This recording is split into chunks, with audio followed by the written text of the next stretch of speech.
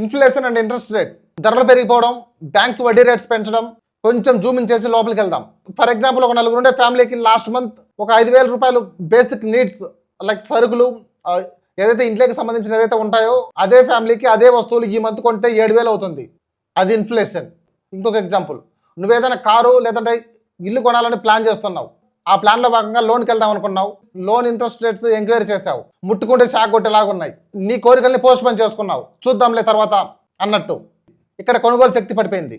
Same it applies to Microsoft and their consumers. ఇప్పుడు zoom out చేసి topic లేక వస్తే, ఇన్ఫ్లేషన్ ఇంట్రెస్ట్ రేట్స్ పెరగడం వల్ల ఒక కార్పొరేట్ కంపెనీ ఎలా ఎఫెక్ట్ అవుతుందని మీరు అడిగితే, రా మెటీరియల్, గూడ్స్, సర్వీసెస్ కొనడానికి ఖర్చు పెరుగుతుంది. బ్యాంక్స్ నుంచి లోన్ తీసుకోవాలంటే ఇంట్రెస్ట్ రేట్స్ ఎక్కువగా ఉంటాయి.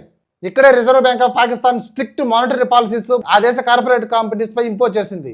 దీనివల్ల ఏమవుతుంది, కార్పొరేట్ కంపెనీస్ కొత్త ఇన్వెస్ట్మెంట్ చేయలేవు. ఫర్ ఎగ్జాంపుల్, ఏదైనా కొత్త ప్రాజెక్ట్స్ తీసుకోలేవు, కొత్త మెషినరీస్ కొనలేవు, like hardware, software, network equipments కొనలేవు, కొత్త ఉద్యోగాలు ఇవ్వలేదు. ఫలితం కార్పొరేట్ ఇన్వెస్ట్మెంట్స్ తగ్గిపోతుంది. ఇది దేశ జీడిపిలో కూడా తీవ్రమైన ప్రభావం చూపిస్తుంది.